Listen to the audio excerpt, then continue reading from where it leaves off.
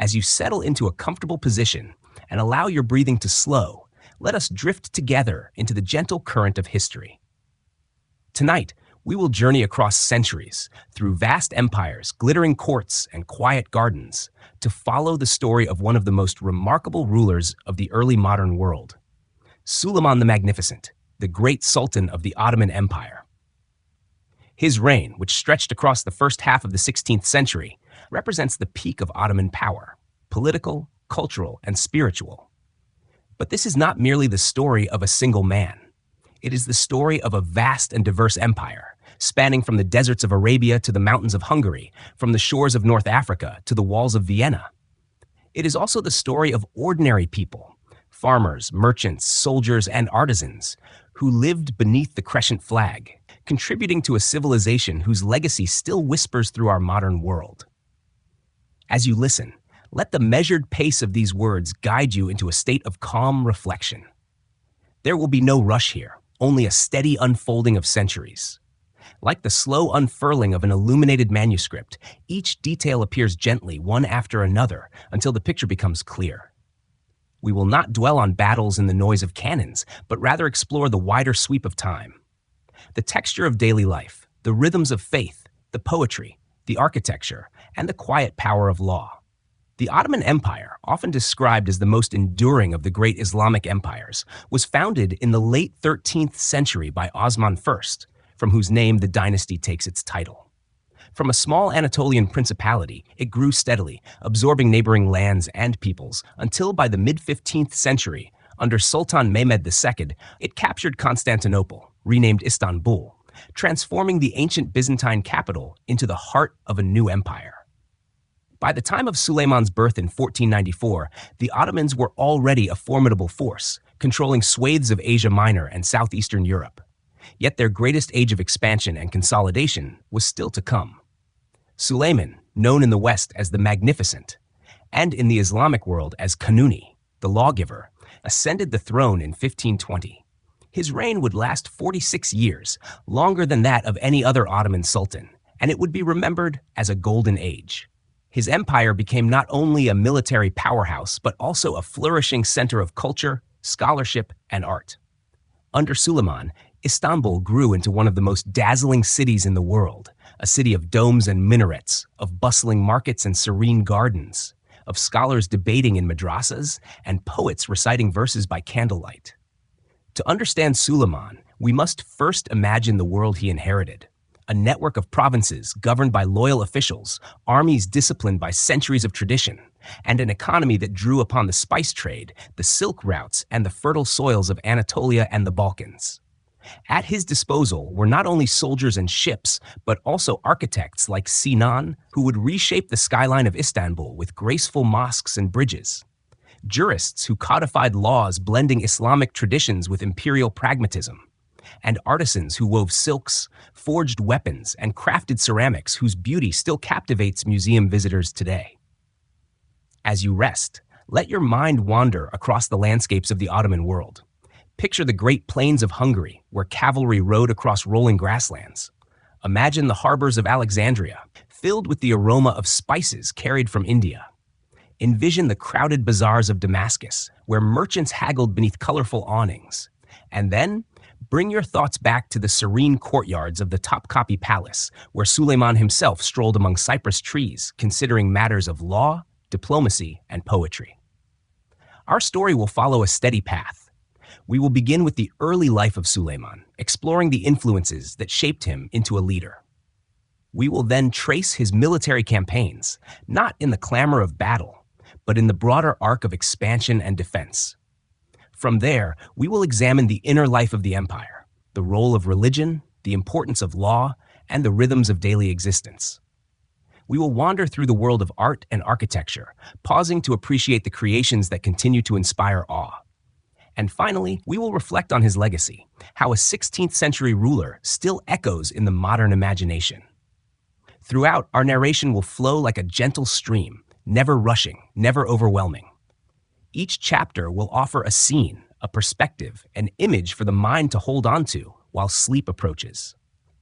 Perhaps you will picture the domes of the Suleymaniye Mosque glowing softly at dusk, or the delicate calligraphy of an imperial decree, or the quiet devotion of scholars copying texts in a library. These are not only fragments of history, they are also doorways into a meditative state where the present moment softens and the past becomes a soothing landscape of learning. Let us begin, then, with open curiosity and calm attention. As the night deepens around you, the story of Suleiman and his empire will unfold, steady as the turning of a great celestial sphere. May these words guide you not only into knowledge, but also into rest, carrying you gently across the threshold of sleep. Suleiman's story begins in the northeastern reaches of the Ottoman world, in the coastal city of Trabzon, where he was born in the year 1494.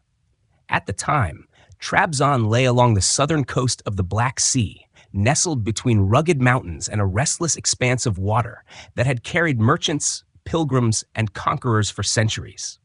It was a city with a long history, once part of the Byzantine Empire, later a frontier outpost of the Ottomans. For young Suleiman, the landscape of steep valleys, cool breezes, and the hum of markets by the harbor was the backdrop of his earliest memories. His father was Selim I, who would later earn the epithet the Grim, known for his stern rule and decisive military victories. His mother, often identified as Hafsa Sultan, was a woman of considerable influence who served as Suleiman's earliest teacher in faith and courtly manners. From her, he learned not only the basics of Islamic devotion, prayers, recitations, and respect for scholars, but also the subtler lessons of patience and balance. The palace household was a miniature world, filled with tutors, attendants, cooks, and guards. In such a space, young Suleiman absorbed the rhythms of palace life, where authority was tempered with ceremony, and order was maintained by both law and tradition. Education for a prince in the Ottoman dynasty was thorough and deliberate. Even as a child, Suleiman's days were structured with a balance of discipline and exploration. He studied the Quran with careful recitation, ensuring that its verses became part of his memory and worldview. Alongside this spiritual training, he was taught mathematics, geography, literature, and the sciences, for the Ottomans valued rulers who could command not only armies, but also ideas. Arabic and Persian, the great languages of Islamic scholarship and poetry, became as familiar to him as Turkish. He also absorbed stories from the Persian epic, the Shahnameh, and the tales of Alexander the Great, which cast examples of heroic kingship and moral reflection. Yet education was not confined to books and tutors. From an early age, Suleiman was introduced to the martial traditions of his people. He practiced archery with the composite bow, trained with the sword, and learned to ride horses with a grace that would be essential for a future sultan who led armies into battle. Military readiness was not a choice for an Ottoman prince. It was a requirement, woven into the very fabric of dynastic survival. Princes who showed weakness risked losing not only succession, but their lives, for palace politics could be as dangerous as any battlefield. In these formative years, Suleiman also learned to appreciate the diversity of his empire. Trabzon, as a port city, was home to Turks, Greeks, Armenians, Persians, and others. The voices in its streets blended languages and accents, and its markets displayed silks from the east, grains from Anatolia, and fish fresh from the Black Sea. This variety of people and goods offered him an early sense of the empire's multicultural breadth. Later in life, as ruler of vast lands, he would draw on this youthful familiarity with diversity, weaving it into his policies of governance and tolerance. One of the defining aspects of his upbringing was the system known as the princely apprenticeship. Ottoman princes were not kept idle in the capital. Rather, they were sent to provincial posts as governors to gain practical experience. Suleiman himself served in several such appointments as a teenager and young man, administering territories under the watchful eyes of senior advisors. This practice gave him first-hand exposure to the challenges of tax collection, agricultural cycles, justice, and local diplomacy. It taught him that ruling an empire was not an abstract concept, but a lived reality of balancing needs, calming disputes, and sustaining loyalty. His father Selim, although distant in temperament, cast a formidable shadow over Suleiman's early life. Selim's reign would later be marked by decisive victories against both the Mamluks of Egypt and the Safavids of Persia, securing vast territories and bringing the holy cities of Mecca and Medina under Ottoman protection. As a boy, Suleiman grew up hearing of these ambitions, absorbing the example of a ruler who expanded frontiers and claimed authority over both spiritual and worldly realms. In these stories, the idea of the Ottoman Sultan as both warrior and guardian of Islam took firm root in Suleiman's imagination. At the same time, Suleiman's own personality began to emerge as distinct from his father's severity. Whereas Selim was remembered as stern and uncompromising, Suleiman's tutors observed in him a quieter temperament, marked by curiosity, reflection, and a love of poetry. He wrote verses under the pen name Muhibi, meaning the lover, expressing themes of faith, longing, and devotion. The sensitivity in his writing reveals an introspective side, a young man capable of seeing the beauty in art as well as the necessity of governance. The palace gardens of Trabzon provided him with another form of education, one less formal, but equally shaping. To walk among cypress and plane trees, to observe the flight of birds, or to hear the murmur of fountains was to absorb a sense of order in nature.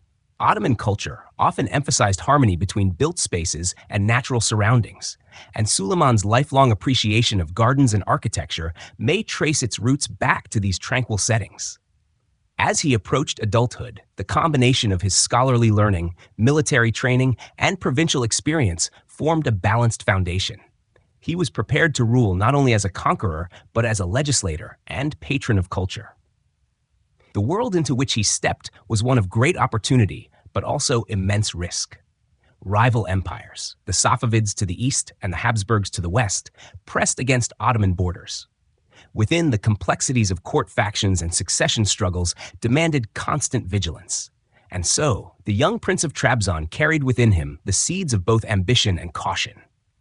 His childhood, though sheltered in palatial surroundings, had been shaped by the awareness that power was both a gift and a burden, that empires thrived not only on conquest, but also on wisdom. The boy who once gazed out at the Black Sea would soon inherit a throne stretching across continents. As we leave behind these early years, let us pause for a moment, breathing gently, reflecting on how the currents of childhood can carry a person toward greatness. Suleiman's journey is just beginning, but already the contours of his character, the balance of strength and sensitivity, discipline and imagination, are taking shape. The tranquil waters of Trabzon will give way to the vast rivers of empire, and the boy will step into the long shadow of history as Sultan. When Suleiman ascended the Ottoman throne in 1520, he was 26 years old, poised between youthful vigor and the responsibilities of rule. The moment was charged with possibility, yet also fraught with peril. His father, Selim I, had left behind an empire larger than any Ottoman ruler had ever controlled. By defeating the Safavids at Chaldiran and absorbing the Mamluk territories, Selim had extended Ottoman sovereignty from Anatolia deep into the Middle East, placing the holy cities of Mecca and Medina under Ottoman protection. To inherit such an empire was a gift, but also a daunting test. The first days of his reign were marked by ritual and symbolism. Suleiman was enthroned in Istanbul at the Topkapi Palace, the seat of power overlooking the Bosporus. The ceremony reflected the deep traditions of the dynasty, the reading of proclamations, the gathering of dignitaries, and the presentation of loyalty from military and religious leaders. Yet beneath the solemnity lay a more practical truth. Every succession was dangerous. The Ottoman court was filled with factions, viziers with their own ambitions, janissary leaders who commanded respect through military force, and rival princes whose supporters whispered of alternative futures. Suleiman's earliest task was to secure stability. He moved swiftly to confirm his authority, ensuring that the janissaries, the elite infantry corps drawn from the Devshirme system, received timely payment and recognition. These soldiers, disciplined and loyal when respected, could turn rebellious if neglected. By granting them rewards at the outset of his reign, Suleiman established goodwill and avoided the unrest that had plagued other transitions. Almost immediately, Suleiman distinguished himself by tempering his father's severity with a more measured approach. Where Selim had ruled with iron discipline, Suleiman emphasized justice and the protection of his subjects. Early decrees reaffirmed the empire's commitment to fairness in taxation and governance, and he began to build a reputation not only as a ruler of might, but also as one who listened to petitions and valued law. This dual image, warrior and lawgiver, would become central to his identity. Even so, challenges soon arose. One of the most pressing was the position of the Ottoman Empire in Europe. Hungary, fractured and weakened after earlier conflicts, presented both opportunity and threat. Suleiman's advisors urged him to assert dominance, warning that inaction would invite rival powers to encroach upon Ottoman interests. To the east, the Safavid Persians remained formidable, their Shia faith setting them apart from the Sunni Ottomans and fueling ideological as well as territorial disputes. To the west, the Habsburg dynasty under Charles V watched carefully, aware that Ottoman expansion might collide with their own ambitions in Central Europe. Yet, before turning to great campaigns, Suleiman needed to consolidate power at home. He reviewed the administrative structures of the empire, confirming loyal governors in the provinces and replacing those whose allegiance was doubtful. This period of reorganization was quiet but essential, ensuring that the empire's far-flung territories, stretching from the Balkans to Arabia, remained tied to the throne. The new sultan also inherited a capital city that was both dazzling and demanding. Istanbul, with its domes, markets, and harbors, was the beating heart of the empire. Its population was a mosaic. Turks, Greeks, Armenians, Jews, and others coexisted within its walls, contributing to its richness but also requiring careful management. Bread supplies, taxation, and justice in the streets were matters that could determine loyalty as much as any military victory. Suleiman understood this, and he invested attention in ensuring the city's order. One symbolic act of his early reign revealed both his priorities and his style. He ordered the construction of public works, fountains, markets, and improvements to the city's infrastructure. These projects were not merely practical, they were statements of benevolence, showing the people that their new ruler sought not only conquest, but also prosperity. For an empire rooted in both spiritual and worldly legitimacy, such gestures carried immense weight. Suleiman's personal demeanor also helped him win respect. Contemporary observers describe him as tall, dignified, and composed. He carried himself with a calm authority that contrasted with his father's ferocity. His devotion to learning and the arts was already known, and his willingness to converse with scholars and poets gave him a reputation as a cultivated ruler. This balance of strength and refinement resonated with both the court and the broader public, setting the tone for his long reign. Still, the young sultan could not remain in the palace forever. The expectations of the Ottoman system demanded that a ruler demonstrate his prowess on the battlefield. It was not enough to inherit an empire. He had to expand and defend it actively. In the spring of 1521, Suleiman launched his first campaign, targeting the fortress of Belgrade. This fortress, strategically located on the Danube, had resisted earlier Ottoman attempts. By capturing it, Suleiman signaled to Europe that a new and vigorous ruler now commanded the empire. The victory established his military credentials and reassured his subjects that he was worthy of his father's legacy. As his reign took shape, Suleiman's image spread across the empire, a young sultan of energy, justice, and vision. His policies at home emphasized stability and fairness, while his campaigns abroad projected strength. In both, he displayed a measured balance that would define his approach for decades to come. Beyond the formal actions of statecraft, one can imagine the quieter moments of those early years in power. Perhaps Suleiman walked in the courtyards of Topkapi Palace, beneath the cypress trees, reflecting on the burdens he now carried. Perhaps he listened to the call to prayer echoing across the city, feeling the weight of his role as defender of the faith. Perhaps he considered the poems he would later write, pondering how to reconcile the life of a ruler with the soul of a poet. In these contemplations, as in his decisive actions, the young sultan's path was already clear. He would not rule as a caretaker of his father's empire, but as a builder of his own legacy. The rise of the young Suleiman was the dawn of an age the world would come to know as the zenith of Ottoman power. As we drift away from these first steps of sovereignty, let us reflect on how swiftly the tides of history can change. In the span of a few short years, a young prince of Trabzon became the master of one of the world's greatest empires.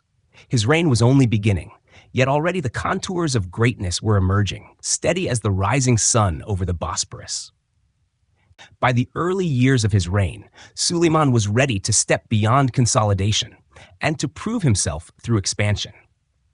The Ottoman Empire had always grown through both careful governance and the assertion of military power, and Suleiman understood that the stability of his throne depended on demonstrating his ability as a conqueror. Thus began a series of campaigns that would carry his armies across Europe, North Africa, and the Middle East, reshaping the map of the 16th century. The first major step in this expansion was the campaign of 1521 against Belgrade. This fortress town, situated at the confluence of the Danube and Sava rivers, was a gateway into Central Europe. Earlier sultans, including Mehmed II, had attempted to capture it without success. For Suleiman, seizing Belgrade was both a strategic necessity and a symbolic gesture. The campaign was swift but deliberate. Ottoman forces laid siege, cutting off supplies and steadily pressing their advantage. By August of that year, Belgrade surrendered. The victory echoed across Europe, signaling that a vigorous and capable new ruler now stood at the head of the Ottoman armies. The following year brought an even more daring conquest, the island of Rhodes in the eastern Mediterranean. For centuries, the Knights Hospitaller had occupied Rhodes, using it as a base to harass Muslim shipping. To control the island was to secure the maritime routes of the eastern Mediterranean, and Suleiman recognized the necessity of ending the Knights' dominance. The siege of Rhodes in 1522 was arduous, lasting several months. The Ottomans deployed massive artillery, breaching the formidable walls of the city. Despite fierce resistance, the defenders eventually negotiated a surrender. In a gesture of magnanimity, Suleiman allowed the surviving knights to depart peacefully, an act that reinforced his image as both powerful and just. With Rhodes secured, the Ottoman fleet now sailed more freely, strengthening control over the Aegean and beyond. Flush with success, Suleiman turned his attention toward the heart of Europe. The Kingdom of Hungary had long been a point of tension between the Ottomans and the Christian powers of the continent. Hungary's internal divisions, coupled with its position as a buffer between the Ottomans and the Habsburgs, made it a natural target.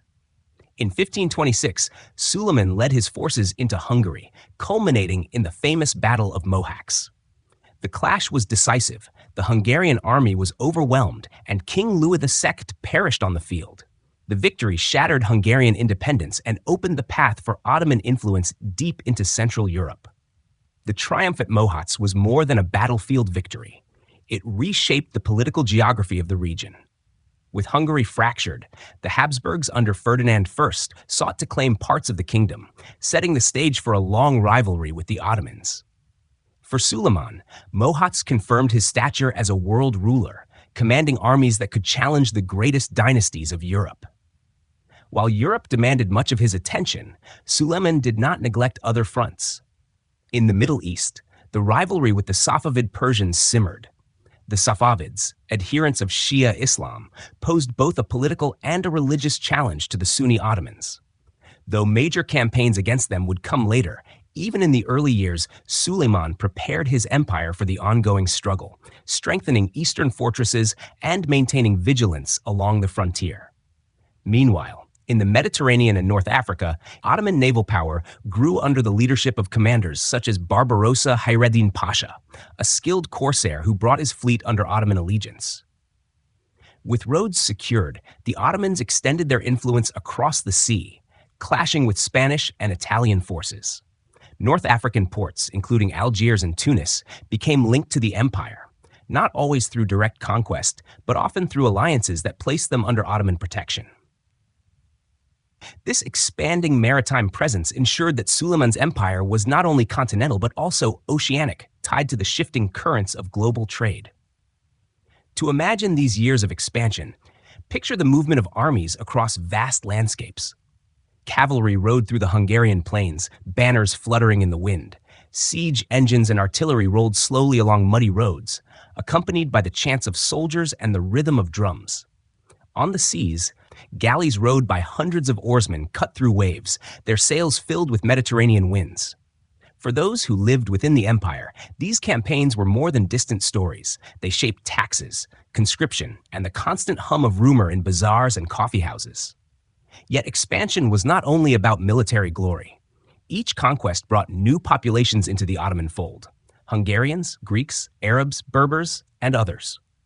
Suleiman's administration worked to integrate these diverse peoples, ensuring that taxes were fair, local elites were accommodated, and religious institutions were respected. The empire's system of millets, or self-governing religious communities, allowed Christians and Jews a measure of autonomy, reinforcing the image of the Ottomans as both rulers and protectors. The expanding frontiers also enriched the empire's cultural and economic life. Grain from Hungary, spices from the eastern trade routes, gold and ivory from North Africa, all flowed into the Ottoman markets, feeding the capital and fueling prosperity. Istanbul, at the crossroads of continents, became a hub where the wealth of the known world converged. By the end of these campaigns, Suleiman was no longer the young prince proving himself. He was a ruler whose armies had humbled kingdoms, whose fleets challenged Europe, and whose empire stretched from the Persian frontier to the gates of Vienna. Expansion had not only secured borders, but had also defined his reputation as the Magnificent, a title that would echo through the centuries. As we pause here, let your mind drift gently over the map of the 16th century. See the lines of conquest expanding outward from Istanbul like ripples across a calm pond. Each ripple carried both power and responsibility, weaving together lands and peoples into the fabric of empire. In these years of expansion, Suleiman transformed from a promising young sultan into a master of continents. His journey was only beginning, but already the Ottoman Empire stood at the height of its strength, vast and luminous, beneath the steady guidance of its ruler. The expansion of Suleiman's empire brought it into direct contact with some of the most powerful states of the 16th century. By the late 1520s, the Ottoman frontier stretched deep into Central Europe, pressing against the Habsburg monarchy and threatening the heartlands of Christendom. The stage was set for some of the most famous moments of Suleiman's reign: the confrontation with Vienna and the complex dance of diplomacy that followed. The Siege of Vienna in 1529 was perhaps the most iconic of these encounters. After the decisive victory at Mohacs, the path into Central Europe lay open. The Ottomans advanced swiftly, bringing with them tens of thousands of soldiers, artillery, and supply trains. Vienna, the Habsburg capital, stood as the bulwark of Christian Europe, its walls thick and its citizens determined. The siege began in September, with Ottoman cannons pounding the defenses and soldiers digging trenches to weaken the city's bastions. Yet as the autumn rains fell, conditions worsened. Mud slowed the movement of supplies, disease spread among the troops, and morale began to falter. Despite repeated assaults, Vienna held firm. By October, with winter approaching and no decisive breakthrough achieved, Suleiman lifted the siege. Though the campaign ended without victory, it carried immense symbolic weight. For the people of Europe, the fact that the Ottomans had reached the gates of Vienna was both terrifying and awe-inspiring. For Suleiman, the campaign reinforced his image as a ruler whose power could project into the heart of the continent. The siege's failure did little to diminish his stature. Instead, it confirmed the Ottoman Empire as a permanent presence in European politics.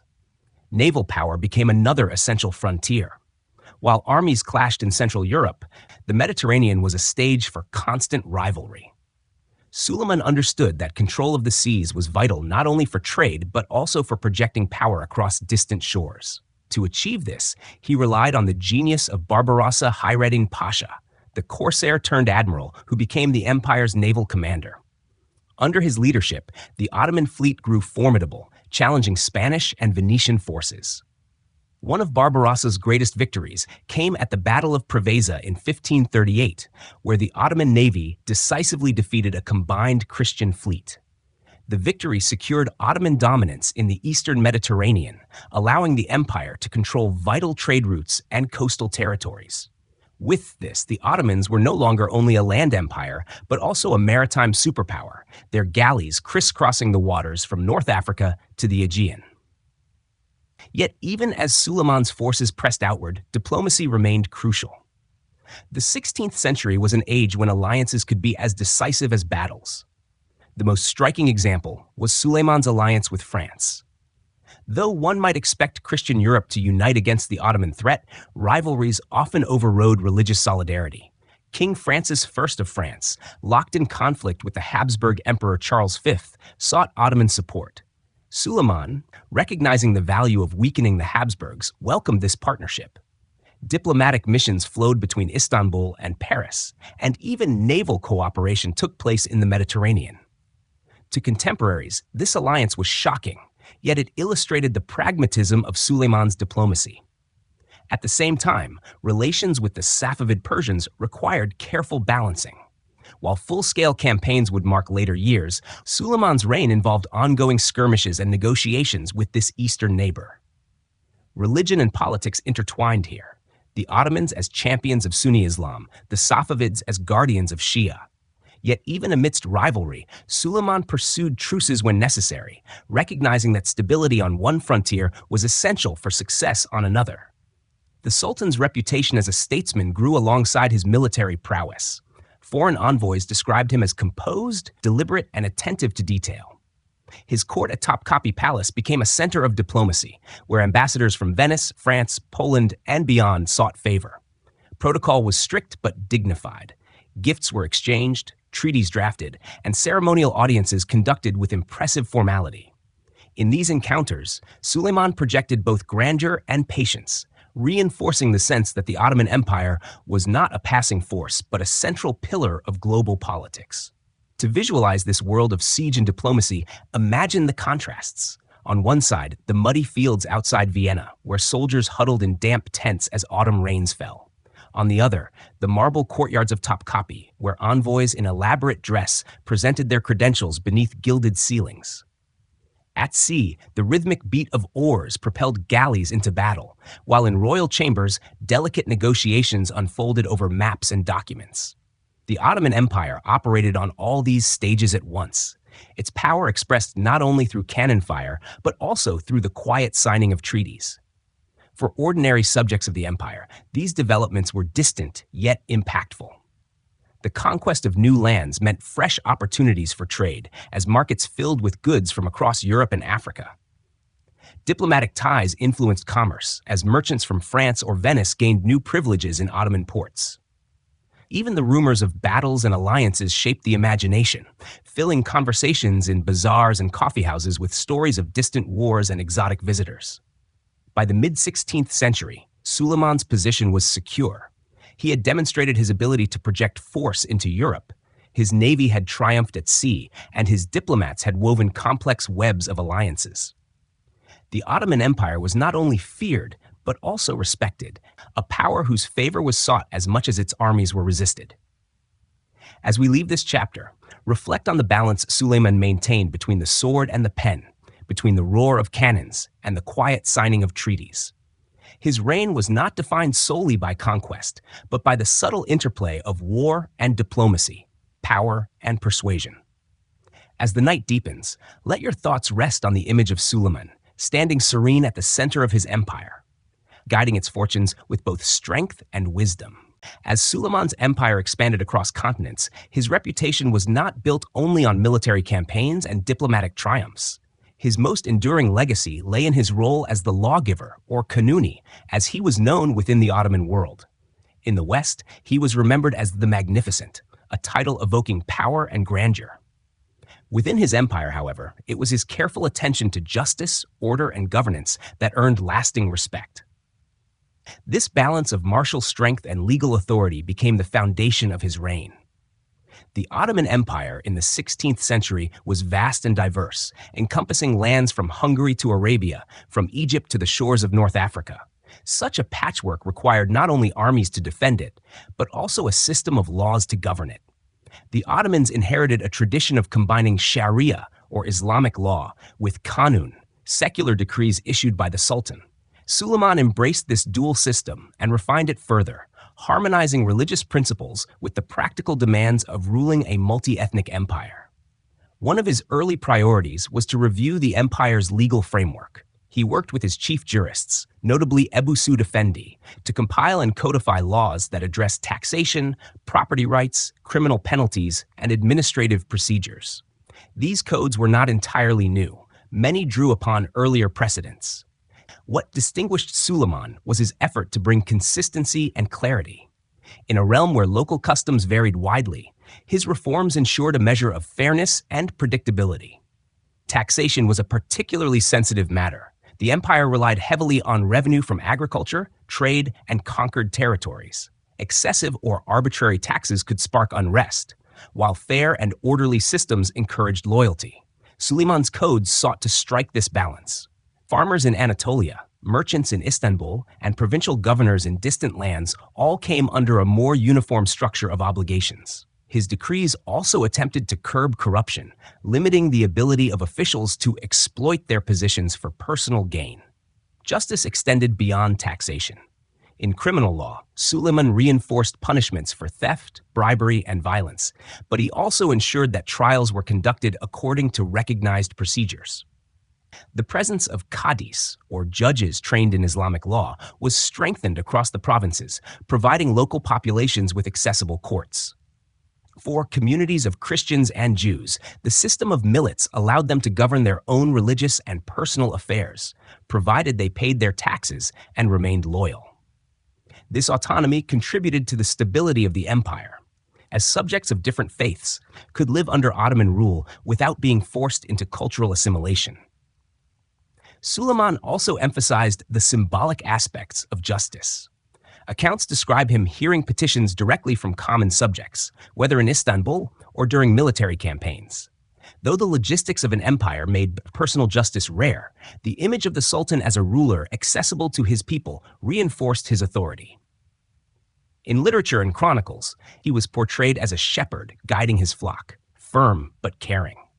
This paternal image contrasted with the harsher reputation of his father, Selim, and endeared him to many.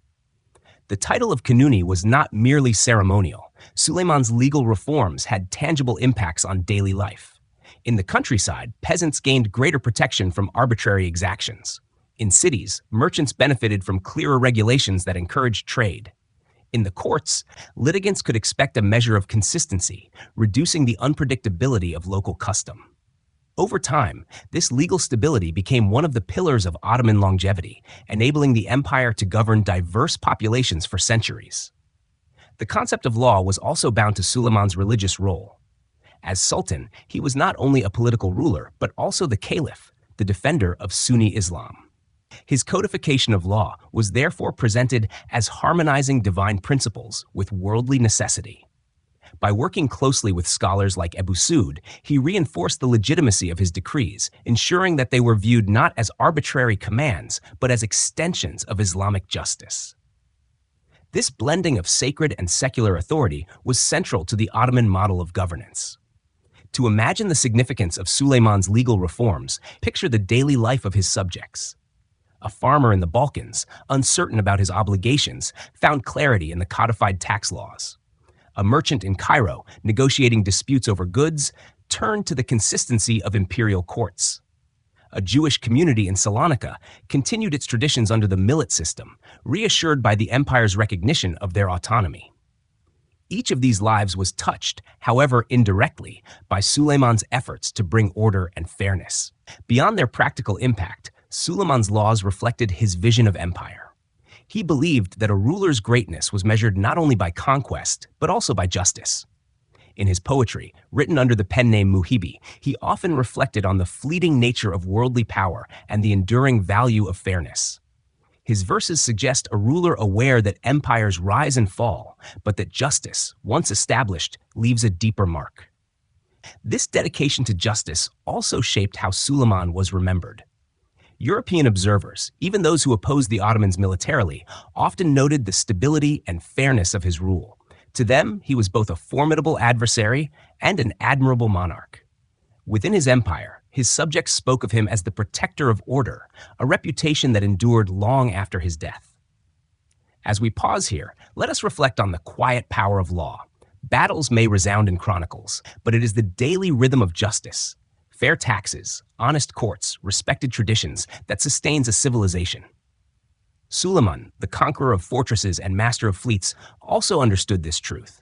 His laws, written in careful script, became as enduring as the stone walls of Istanbul. As night deepens, allow the thought of this steady justice to soothe your mind, a reminder that true greatness lies not only in might, but in the fairness of rule.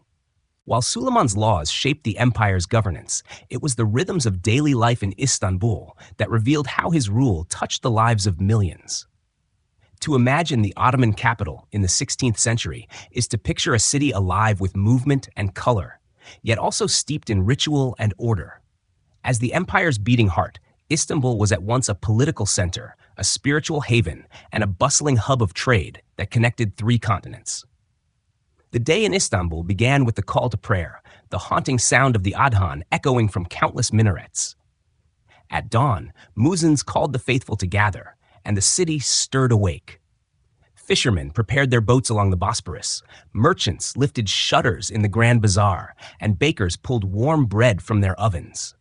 The scent of sesame and fresh dough filled narrow alleys, mingling with the salt of the sea and the fragrance of cypress trees from palace gardens. For the common people, daily life revolved around work, prayer, and community. Artisans and guilds organized production across the city. Tanners, silversmiths, carpet weavers, and calligraphers all contributed to the vibrant economy. Guilds not only regulated quality and prices, but also provided a sense of belonging, much like extended families. In the markets, bargaining was an art form, carried out with patience and ritual politeness. Goods from across the empire filled the stalls: silks from Bursa, spices from India, coffee from Yemen, and glassware from Venice. The Grand Bazaar, already centuries old, was the heart of this commerce. Covered walkways sheltered traders from sun and rain, while arched ceilings echoed with the murmur of voices in dozens of languages. Travelers described its atmosphere as overwhelming yet ordered, a place where the wealth of the known world seemed condensed into narrow streets. Coins exchanged hands, contracts were signed, and friendships sealed with cups of steaming coffee. For the weary, small cafes offered respite, where the bittersweet taste of coffee was savored slowly, accompanied by conversation or quiet contemplation. Life in the capital was not only about trade. The city was filled with mosques, serving as both places of worship and community centers. These mosques were more than spiritual havens. They were also schools, libraries, and charitable foundations. Children learned to read the Quran, scholars debated law and philosophy, and the poor received food through the imarets, or public kitchens, funded by charitable endowments. These institutions reflected the Ottoman commitment to social welfare, rooted in both Islamic teaching and imperial policy. At the heart of imperial life was the Topkapi Palace, where Suleiman himself resided. Perched on a hill overlooking the Bosporus, the palace was less a single building than a sprawling complex of courtyards, gardens, and chambers. To enter its gates was to move deeper into layers of privilege and power. The outer courtyards bustled with officials, guards, and petitioners. The inner courts grew increasingly secluded, leading finally to the imperial chambers and the harem. Within these walls, Suleiman balanced governance and family life, reviewing petitions, consulting with viziers, and spending quiet evenings composing poetry or walking in the gardens. The palace was also a stage for ritual. Audiences with ambassadors, celebrations of victories, and religious festivals were marked by elaborate ceremonies. Every detail, from the placement of carpets to the serving of sherbet, was carefully choreographed, reinforcing the majesty of the Sultan. Yet, within this grandeur, Suleiman cultivated an image of dignity rather than extravagance. His personal tastes leaned toward refinement and symbolism, reflecting his sense of justice and responsibility. Istanbul was also a city of contrasts. Alongside palaces and mosques stood modest homes, often constructed of timber, clustered in winding neighborhoods. Families lived close to one another, sharing meals and stories, with children playing in the alleys and women gathering water from public fountains. Despite occasional fires or outbreaks of disease, the city maintained a strong sense of community, bound together by faith, tradition, and the routines of daily survival. The diversity of Istanbul was striking. Christians, Jews, and Muslims coexisted, each community maintaining its own houses of worship, schools, and leaders. The Ottoman millet system allowed a remarkable degree of self-governance, ensuring that different faiths could flourish under imperial protection. A visitor might walk through one district and hear Greek liturgy, then move to another and encounter Hebrew chants before arriving at the resonant recitation of the Quran. This pluralism enriched the city's cultural life, making it a place where worlds met and blended. For Suleiman, maintaining the capital's stability was as vital as commanding armies. Food supplies were carefully monitored, taxes were adjusted to prevent hardship, and charitable foundations softened the edge of poverty. He understood that unrest in Istanbul could ripple outward, undermining the empire's strength. Thus, while he waged campaigns abroad, he never neglected the pulse of the city. To envision daily life under Suleiman, imagine an evening in Istanbul. The sun sets over the Golden Horn, casting a golden glow on domes and minarets. Merchants close their stalls, families gather for supper, and the call to evening prayer drifts across the rooftops. In the palace, lamps flicker as scribes prepare decrees, while poets recite verses in the gardens. The city quiets, but never sleeps, its heartbeat steady under the watchful eye of its ruler. As we pause here, reflect on how empire is sustained not only by conquest and law, but by the simple rhythms of daily life. It is in the laughter of children, the fragrance of bread, the chants of prayer, and the flow of trade that a civilization finds its soul. Under Suleiman, Istanbul thrived as a city of harmony and abundance, its life a mirror of the empire's grandeur. As Suleiman's empire reached the height of its power, the flourishing of art, poetry, and architecture gave his reign a radiance that extended beyond military triumphs and legal reforms. The 16th century was a cultural golden age for the Ottomans, a period when artisans, scholars, and poets created works of enduring beauty. Under Suleiman's patronage, the empire became a beacon of creativity, its achievements leaving a mark on world heritage that remains visible today. Foremost among these contributions was architecture, a realm in which the Ottoman genius found its most lasting expression. The Sultan's chief architect, Mimar Sinan, rose from humble origins to become the empire's master builder. Over his long career, Sinan designed hundreds of structures, mosques, bridges, aqueducts, and palaces that reshaped the landscapes of Istanbul and beyond.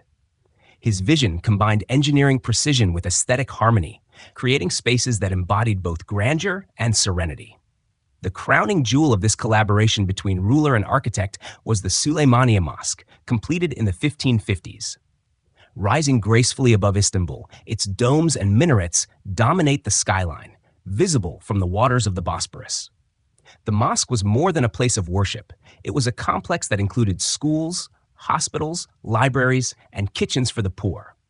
In this, it reflected Suleiman's role as both spiritual guardian and earthly benefactor. The structure's sweeping arches, soaring dome, and careful proportions conveyed balance and order, echoing the values of Suleiman's reign. Walking through the mosque's courtyards, one might imagine the cool touch of marble beneath bare feet, the gentle rustle of trees in the surrounding gardens, and the soft echo of footsteps along stone arcades. Inside, sunlight filtered through stained glass windows, illuminating intricate calligraphy that praised God and reminded worshippers of divine unity. In these spaces, architecture became a form of devotion, a blending of art and faith that uplifted both body and spirit. Beyond mosques, Suleiman's reign saw the construction of bridges and aqueducts that served practical as well as symbolic purposes. Sinan's designs combined strength with elegance, turning utilitarian structures into enduring works of art. Roads, fountains, and caravanserais supported trade and pilgrimage, ensuring that the empire's far-reaching territories remained connected. These works reflected Suleiman's understanding that beauty and utility need not be separate, but could reinforce one another in the service of civilization.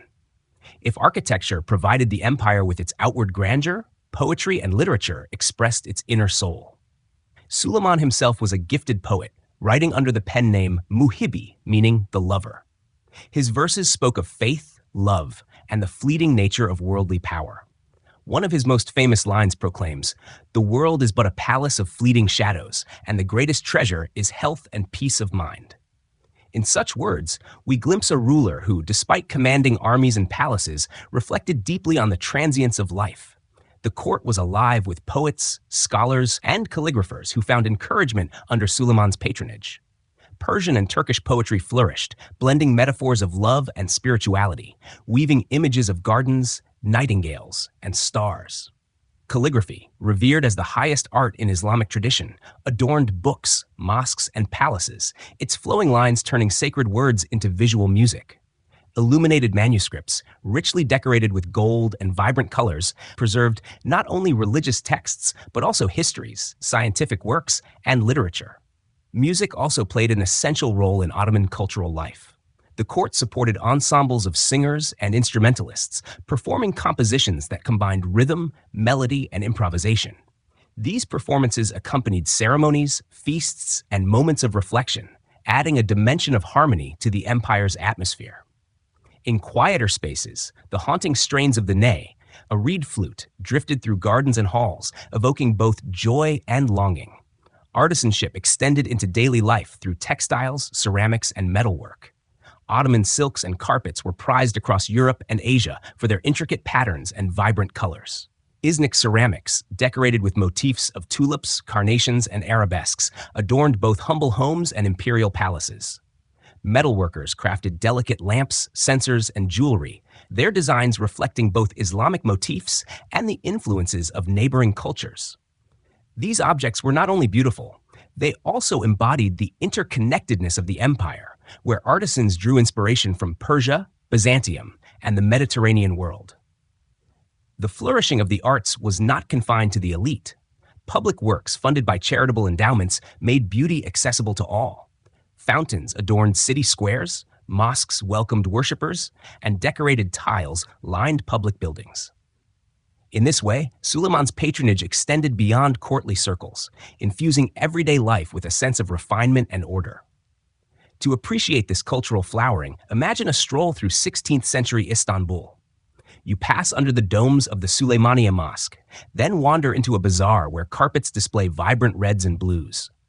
You pause at a fountain, its water cool and clear, before entering a library where scholars copy texts by lamplight.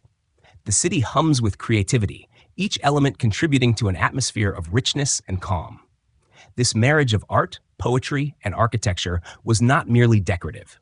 It reinforced the empire's values: harmony, justice, and devotion. The beauty of a mosque or a poem was a reminder of divine order, just as the fairness of laws reflected the balance of worldly governance.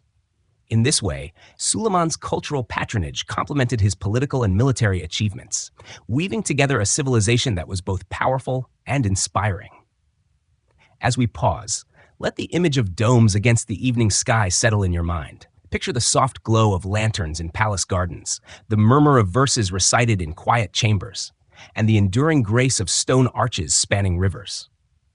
In such images, the cultural soul of the Ottoman Empire reveals itself, serene and luminous.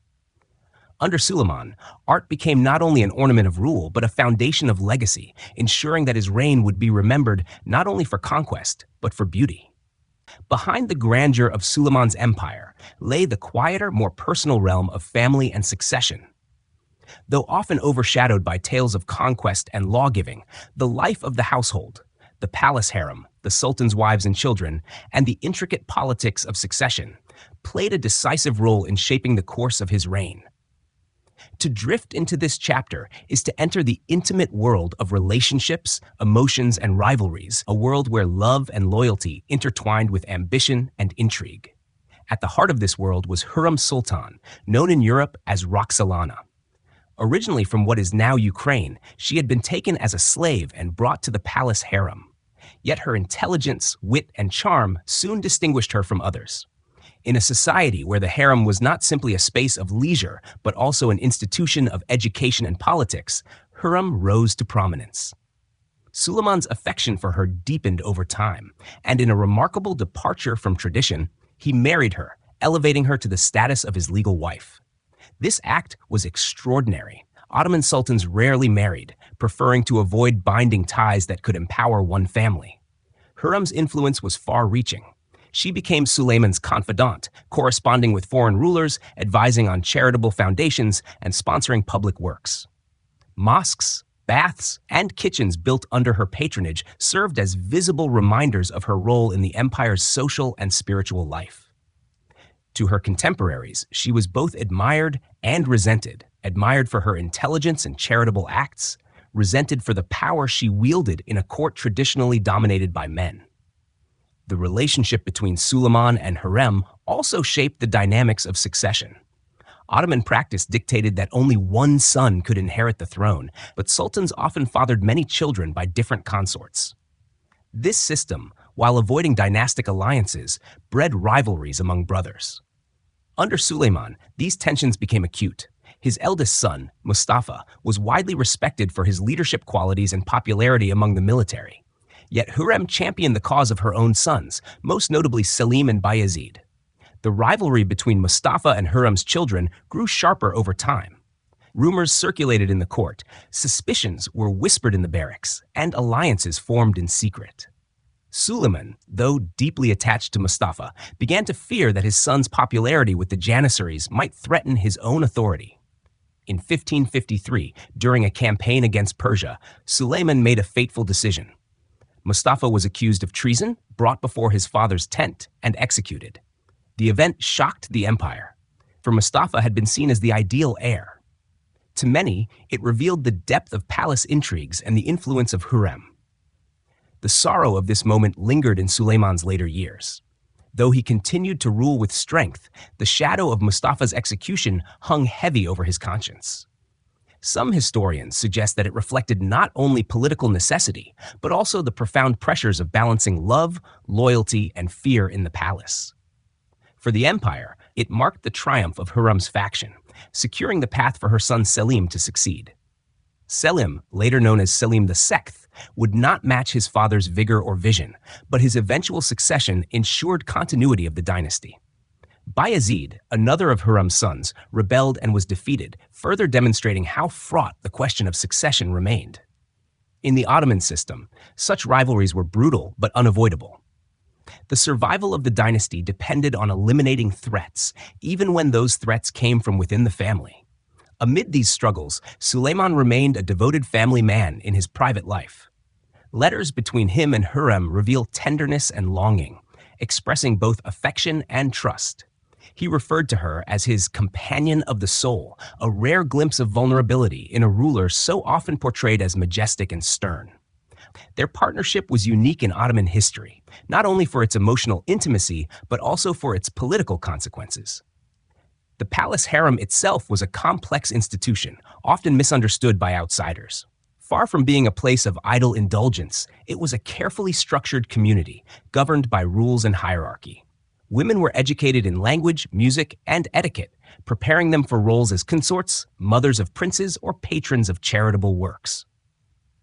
The Valid Sultan, the Sultan's mother, often held immense influence, overseeing the harem and shaping its politics. In Suleiman's case, Hafsa Sultan, his mother, played an important role in his early reign, guiding him with experience and wisdom until her death. These family dynamics were deeply intertwined with the empire's stability. The choice of heir could determine the future of millions, while the influence of consorts and mothers shaped policies, charities, and court alliances. For all his power, Suleiman could not escape the human complexities of love, rivalry, and loss within his own household. To picture this world, imagine the quiet courtyards of the palace harem, where fountains bubbled and jasmine scented the air. Behind lattice windows, women embroidered, studied, and conversed, their lives woven into the empire's destiny. In another chamber, Suleiman read letters from Hürrem, her words carrying both tenderness and strategy. And in the distance, soldiers and viziers debated the future of succession, aware that the private world of family shaped the public world of empire. As we pause, let us reflect on the delicate balance of intimacy and power. For Suleiman, the family was both a source of solace and a crucible of tragedy. In the love of Hürrem, he found companionship. In the loss of Mustafa, he bore the heaviest sorrow. The empire's story is inseparable from these personal dramas, reminding us that even the greatest rulers are shaped by the bonds of family. As the reign of Suleiman stretched into its later decades, the Ottoman Empire stood at its zenith. The Sultan, who had once been the young conqueror of Belgrade and Mohacs, was now an aging monarch, his hair silvered, his steps slower, yet his mind still attuned to the vast responsibilities of rule. In these twilight years, Suleiman confronted both triumph and decline, personal sorrow and enduring legacy. The closing of his story invites us to reflect not only on his accomplishments, but also on the empire's place in the long arc of history. The final campaigns of Suleiman's reign revealed the tension between age and ambition. Even in his 70s, he remained determined to lead his armies in person, a tradition that underscored the Ottoman vision of the Sultan as both ruler and warrior. In 1566, he launched what would become his last campaign, targeting the fortress of Sigetvar in Hungary. The campaign was arduous, marked by the summer heat and the exhaustion of long marches. Suleiman, frail but resolute, insisted on traveling with his soldiers, embodying the principle that the Sultan must share the hardships of war. During the siege, however, his health deteriorated. In September of that year, in his tent near the battlefield, Suleiman passed away at the age of 72. News of his death was concealed from the army until victory was secured, ensuring that morale did not falter. Only afterward was his passing announced, and the empire mourned deeply. His body was returned to Istanbul, where he was buried in a magnificent tomb near the Süleymaniye Mosque, the great architectural symbol of his reign. His death marked the end of an era, the reign of the longest-serving sultan in Ottoman history, whose rule had spanned nearly half a century. Suleiman's legacy was vast. He left behind an empire that stretched across 3 continents, encompassing a remarkable diversity of peoples and cultures. His military campaigns had secured dominance in the Mediterranean, Central Europe, and the Middle East. His legal reforms had brought clarity and fairness to governance. His patronage of architecture, poetry, and the arts had given the empire a cultural radiance that echoed through centuries. In every dimension, political, legal, cultural, his reign represented the high point of Ottoman civilization. Yet his legacy was also marked by shadows. The execution of his son Mustafa and the subsequent succession of Selim II revealed the dangers of palace intrigue. Selim, known more for indulgence than vigor, lacked his father's charisma and leadership. Under him, the empire maintained much of its strength, but historians often mark Suleiman's death as the beginning of a gradual decline. The vastness of the empire posed challenges that even Suleiman's laws could not permanently resolve. The cost of constant warfare, the pressures of administering diverse provinces, and the ambitions of rival European powers. Still, to dwell only on decline would be to miss the essence of Suleiman's reign. His achievements were not fleeting. The Süleymaniye Mosque still rises over Istanbul, its domes gleaming in the sun. His legal codes influenced Ottoman governance for centuries. His poetry remains studied, his calligraphy admired, his image remembered in portraits and chronicles across continents. To his subjects, he was Kanuni, the Lawgiver. To his European rivals, he was the Magnificent. To history, he was both. To understand the depth of his legacy, imagine the countless lives shaped by his reign.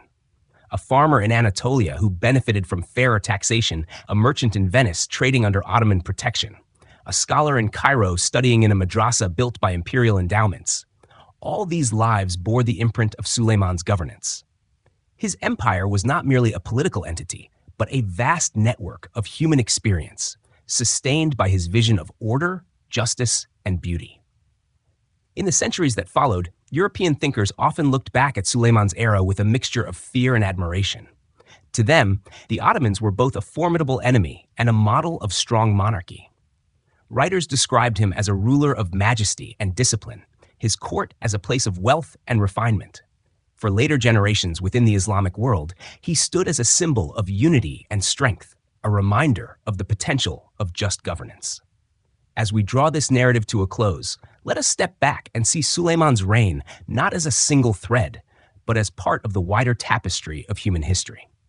His life illustrates the enduring truth that greatness is not measured only by conquest, but also by law, culture, and care for the daily rhythms of ordinary people. His empire, though it would eventually face challenges and decline, stands as a testament to the heights that human societies can reach when guided by vision and balance. Now, as you rest, imagine the scene of Suleiman's final evening. The campfires of the Ottoman army flicker across the Hungarian plain. In his tent, the aged sultan breathes his last. the weight of empires upon his shoulders. Outside, the world moves on, soldiers keeping watch, horses stamping in the night, the stars wheeling silently overhead. His story, like the empire he shaped, becomes part of the flow of history, carried forward into memory. And so we conclude the tale of Suleiman the Magnificent, the lawgiver, the builder of mosques and empires, the poet of love and justice. May his story, told in gentle tones, guide your thoughts into stillness. Let the images of domes and gardens, laws and poems drift softly through your mind. In the quiet of the night, as dreams approach, remember that history is not only the clash of armies, but also the calm unfolding of lives and legacies.